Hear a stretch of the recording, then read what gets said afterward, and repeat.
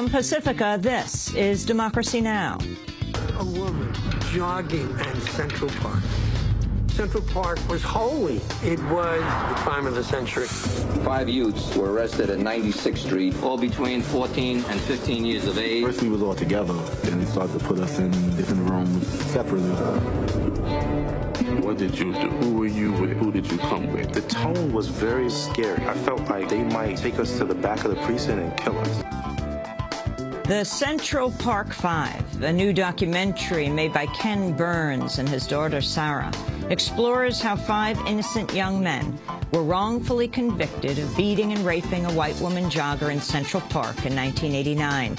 The media described the teenagers as a wolf pack. Donald Trump called for their execution. They spent up to 13 years in prison.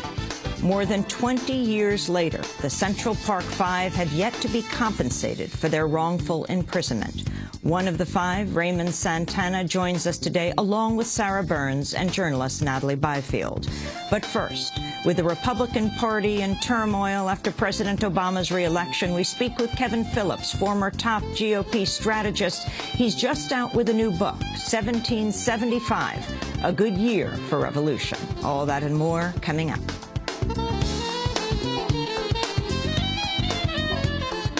Welcome to Democracy Now!, democracynow.org, the War and Peace Report. I'm Amy Goodman. Clashes between police and protesters are continuing in the Egyptian capital of Cairo a day after more than 200,000 people flooded Tahrir Square in the biggest protest to date against President Mohamed Morsi.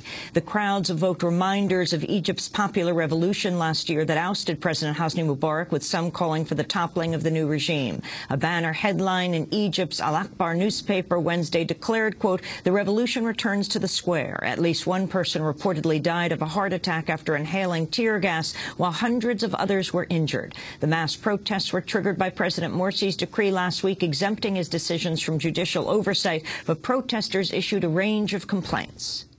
The people are tired. I swear to God, the people are tired. Unemployment is increasing. The people who they're calling old regime remnants in the square, all these people are civilized, university students, doctors, and they're all exceptional people. What the government is doing is unacceptable. The police are firing at us without any of us throwing one stone. I'm a witness. I swear to God, right now they fired without any of us throwing a stone. In Syria, at least 34 people are dead after 2 car bombs exploded in a suburb of the capital Damascus early Wednesday amidst ongoing clashes between anti-government rebels and the regime of Syrian President Bashar al-Assad. Amateur video uploaded Tuesday showed Syrian rebels shooting down a military helicopter over the northern city of Aleppo. The video is seen as potential proof rebels are now using heat-seeking missiles in the fight against government forces. Meanwhile, the United Nations General Assembly Committee voted Tuesday to condemn the Syrian government for widespread human rights abuses. At least 30 people have been killed and dozens wounded in a series of attacks in Iraq. Many of the dead were Shiite worshippers targeted by car bombs that exploded near mosques in Baghdad. Bomb blasts also hit the northern city of Kirkuk. CNN's reporting M23 rebels in the Democratic Republic of Congo are preparing to surrender the key eastern city of Goma after initially defying a deadline from African leaders to leave. The shift came after M23's political leader previously said Tuesday the rebels would not leave Goma unless the Congolese president, Joseph Kabila, agreed to a series of demands, including the release of political prisoners. Reuters now reports the rebels have already begun withdrawing from 2 other towns captured from government troops.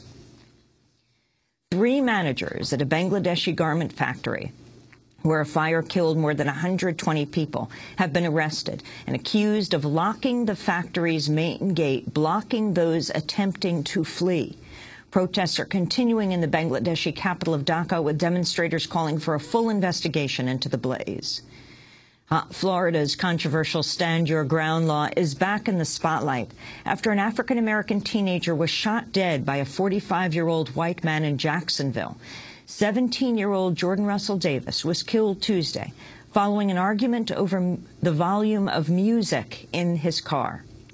Davis and their friends were sitting inside an SUV when Michael David Dunn pulled up in a car and asked them to turn their music down. Following an argument, Dunn shot 8 or 9 times into the car, fatally hitting Jordan Russell Davis, who was sitting in the back seat. Dunn's lawyers said he acted in self-defense. Dunn told police he felt threatened and thought he saw a gun inside the teenager's SUV, but no gun was recovered from the vehicle. The shooting has already prompted comparisons to the death of Trayvon Martin, another unarmed 17-year-old African-American who was shot dead by George Zimmerman in Sanford, Florida, on February 26th. United Nations Ambassador Susan Rice met with 3 of her top critics Tuesday in a bid to settle claims by Republicans that she knowingly misled the American people about the fatal attacks on the U.S. mission in Benghazi. After the meeting, the 3 Republican senators appeared to harden their opposition to Rice's potential nomination as Secretary of State. Senators Lindsey Graham of South Carolina, Kelly Ayotte of New Hampshire both vowed they'd seek to block Rice from succeeding Hillary Clinton. Arizona Senator John McCain told reporters after his meeting he was still concerned about early statements by Rice about the Libya attacks. It is clear that the information that she gave the American people was incorrect when she said that it was a spontaneous demonstration triggered by a hateful video. It was not, and there was compelling evidence at the time that that was certainly not the case, including statements by Libyans as well as other Americans who are fully aware that people don't bring mortars and rocket-propelled grenades to spontaneous demonstrations. The retired colonel who presided over the Quantico Marine brig during accused whistleblower Bradley Manning's 9-month imprisonment there took the stand Tuesday during a pretrial hearing at Fort Meade, Maryland. Manning's defense lawyers have complained he was kept in solitary confinement in a 6-by-8-foot cell and periodically forced to strip naked.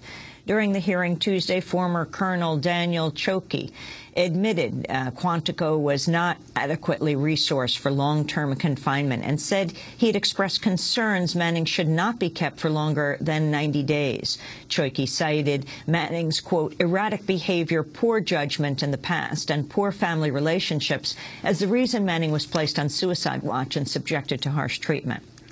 Bradley Manning has been in prison for more than 2 years for allegedly leaking hundreds of thousands of documents to the website WikiLeaks. WikiLeaks founder Julian Assange has spoken out against U.S. politicians he says have harmed the whistleblowing website by influencing credit card companies to block donations. Speaking to reporters in Brussels via Internet Tuesday from his refuge in the Ecuadorian embassy in London, Assange said the action by credit card companies had blocked 95% of the site's donations from Europe, potentially costing it tens of millions of dollars and reducing the number of documents it's been able to post.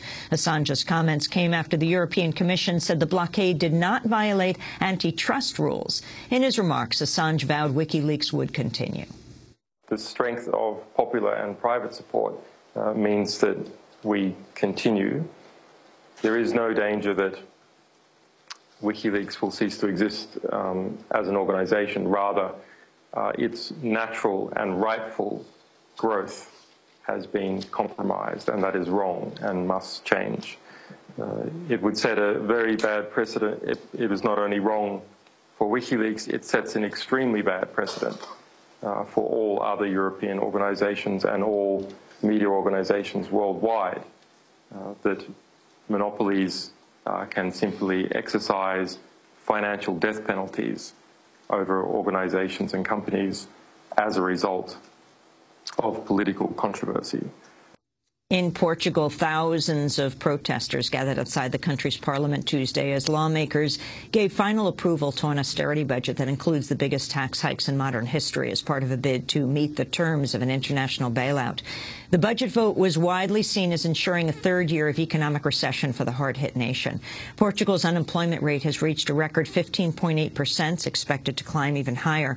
Filmmaker Raquel Ferreira condemned the austerity budget. I think this state budget is a crime because it is a budget that will kill what remains of the democracy in this country. It will threaten our basic rights, including education, health, support for the most vulnerable, and it will violate all of our constitutional principles.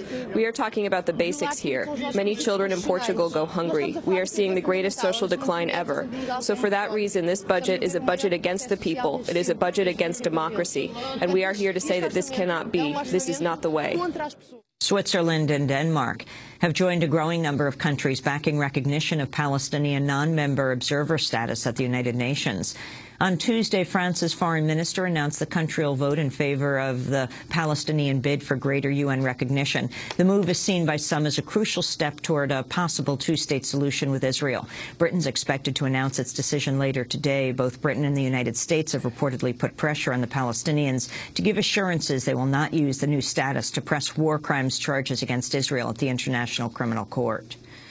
The United Nations Climate Change Summit in Qatar has entered a third day after talks stalled Tuesday on a possible extension of the Kyoto Protocol, an agreement designed to curb greenhouse gas emissions that expires at the end of this year. New Zealand, Japan, and other countries have now announced they will not agree to a second round of the protocol. Speaking to Al Jazeera, the head of Japan's delegation said Kyoto covers less than a quarter of global carbon emissions and noted major polluters such as the United States have not ratified the agreement. Meanwhile, a new UN report has found thawing permafrost could significantly accelerate global warming in the coming years as it releases carbon and methane from frozen organic matter. The UN says by 2100, warming permafrost could release up to 135 billion metric tons of carbon dioxide, which is equivalent to 39% of annual emissions from human sources. Tune into Democracy Now! For all of next week as we travel to Doha to bring you live coverage of the UN Climate Summit. Mexican President-elect Enrique Peña Nieto met with President Obama at the White House Tuesday to discuss trade, immigration reform, and other issues. His visit comes amidst recent grisly reminders of increasing violence in Mexico's drug war, including the discovery of 19 bodies in a mass grave in the Mexican state of Chihuahua, and the death of a Mexican beauty queen killed in an apparent gun battle between soldiers and drug traffickers. In another recent attack, a former mayor who stood up to drug traffickers and survived 2 previous assassination attempts was murdered in the western state of Michoacán. The body of Maria de los Santos Gorostieta Salazar was found in a ravine 3 days after she was reportedly kidnapped in broad daylight. The 36-year-old mother had survived 2 previous attacks that claimed her husband's life and left her badly wounded and in pain. Known by some as the heroine of Mexico, Gorostieta published photographs of her scarred body in a local newspaper with a message vowing to, quote, continue fighting, true to my ideals and my convictions, convinced that the truth will make us free. Earlier this month, the former mayor of the town of Tiquicheo was ambushed while driving her young daughter to school. Mexican reports said she was physically assaulted and begged for her child's life before appearing to get into the kidnapper's car willingly. Her body was found days later, showing signs she'd been stabbed, burned, and bound. Tens of thousands of people, including about 24 mayors, have been killed in the U.S.-backed war on drugs since outgoing President Felipe Calderón took power in 2006. The incoming president has previously affirmed his commitment to continuing the crackdown. The State Department's rescinded an invitation for the rock musician Andrew W.K. to travel to Bahrain and perform at a concert sponsored by the U.S. Embassy. The musician had claimed on his website he'd been appointed a cultural ambassador and was headed to Bahrain to promote music, freedom, and positive party power. But the State Department later changed its mind about sending Andrew W.K., whose musical repertoire includes titles like Party Till You Puke. Bahrain is a key U.S. ally, home of the Navy's Fifth Fleet, but it's received criticism recently for cracking down on protesters and jailing medics who treated demonstrators. Marvin Miller, the economist and labor leader who changed the face of Major League Baseball by pioneering one of the country's strongest unions, has died at the age of 95. Miller is seen as one of the most important figures in baseball's history for his role in bolstering salaries, pensions, and free agency rights for professional baseball players. In Ohio, a controversial measure banning abortions in early pregnancy once a fetal heartbeat can be detected will not come to a vote before the end of the legislative session. Ohio Senate President Tom Niehaus said Tuesday another bill that would have effectively defunded Planned Parenthood has also been shelved, at least until the end of this year. In a rare move for a Republican leader, Niehaus voiced support for Planned Parenthood during a conversation with reporters. I think you have to look at the entirety of the work that's done by Planned Parenthood, and I believe that they offer much-needed services that are not available other places. So I chose not to take the bill up in lame duck. And those are some of the headlines. This is Democracy Now!, democracynow.org, The War and Peace Report. I'm Amy Goodman. And I'm Nermeen Sheikh. Welcome to our listeners and viewers around the country and around. Thanks so much for watching this report from Democracy Now!, your daily independent global news hour. We don't accept advertising or corporate funding, but rather rely on donations from viewers like you. Please make your contribution by visiting democracynow.org. We need your support today to keep bringing you this hard-hitting, in-depth reporting.